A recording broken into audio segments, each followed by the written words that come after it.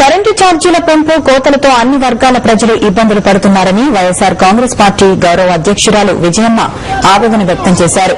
నిలదీయాల్సిన ప్రధాన ప్రతిపక్షం అధికార పార్టీతో కుమ్మక్కై సర్కార్కు మద్దతు పలుకుతోందని మండిపడ్డారు.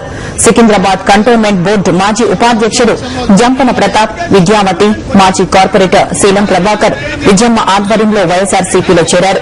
బోయినపల్లి సీఎంఆర్ గార్డెన్స్ లో జరిగిన కార్యక్రమంలో జంపన ప్రతాప్ అనుచరులు, వైఎస్ అభిమానులు పెద్ద ఎత్తున పాల్గొన్నారు. దయచేసి మీరెవరు ప్రోగ్రామును జరిగేటట్టుగా వీలు కల్పించండి, ఆటంకపరచకండి, ఎవరిని ఇబ్బంది పెట్టకండి. మీరందరూ వైఎస్ఆర్సీపీ ఇది చాలా లేట్ అయిపోయింది. ఒక 1 year నుంచి నేను ఒక్కరిని కాదు, అందరు మెంబర్స్, అందరు బోర్డు మెంబర్స్, కార్పొరేటర్ ఎంతో మాట్లాడుతా ఉన్నాను. అన్నగారితో సభ్యులతో నేను ఒక్కరో ముగ్గురు కాదు, ఇంకా చాలా మంది లైన్ లో ఉన్నారు, ఎమ్మెల్యేలు ఉన్నారు, కార్పొరేటర్లు అందరు ఉన్నారు. మాతోటే ముహూర్తం తర్వాత అన్ని దుకాణాలు కాదు. ఇక్కడ మల్కాజిగిరి కాల్సిన అంతా కాలేకపోతుంది. త్వరలోనే 7 నెలల కోసం కాలేకపోయింది. తప్పక 2008 లో మన సర్వీలు పెద్దలకు చెప్పొచ్చు, అందరం పోయి మెంబర్లు పోయి అంత మెంబర్స్ పోయి 2 సీట్లు ఇస్తామంటే కంటమంటే ఏడుస్తావా అక్కడ అని కంపెనీ కొట్టి పంపించాడు. ఛాలెంజెస్ ఇచ్చి 2 సీట్లు ఇచ్చినాము.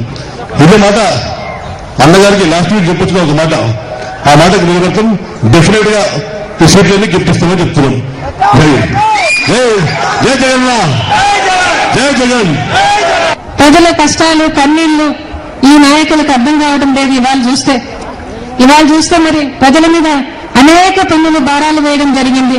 రాజశేఖర రెడ్డి గారైతే మరి సాచురేషన్ విధానం అంటూ మతాలకు, కులాలకు, పార్టీలకు అతీతంగా ప్రతి ఒక్కరికి ఆయన సంక్షేమ పథకాలు అందించడం జరిగింది. అంతేకాకుండా మరి ఇవాళ రాజశేఖర రెడ్డి గారైతే మరి ఆ రోజు ఆయన ఏ దాని మీద కూడా 5 సంవత్సరాల 3 నెలలు ఆయన పరిపాలించారు. ఆయన పరిపాలించిన కాలంలో దేని మీద కూడా మరి కరెంటు మీద కానీ, మరి ఆర్టీసీ మీద కానీ, మున్సిపల్ పన్నులు కానీ, నీటి పన్నులు కానీ దేని మీద కూడా ఒక్క పైసా కూడా పన్ను పెంచకుండా పరిపాలించిన ప్రభుత్వం ఆయనదైతే, మరి ఈ రోజు ఈ ప్రభుత్వం ఆయన మన మధ్య నుంచి వెళ్లిపోయిన తర్వాత ఈ రోజు చూస్తే ప్రతిదీ కూడా మరి ఏది ముట్టుకోలేనంతగా ప్రతి దాని మీద కూడా పన్నుల మీద పన్నులు పెంచడం జరుగుతా ఉంది. వాళ్ళు చూస్తే ఇవాళ ఆర్టీసీని చూస్తే మరి సామాన్యుడు ప్రయాణం చేసే వాహనం అది, దాని మీద కూడా 3 సార్లు పెంచి మన మీద 1700 కోట్ల భారాన్ని వేయడం జరిగింది.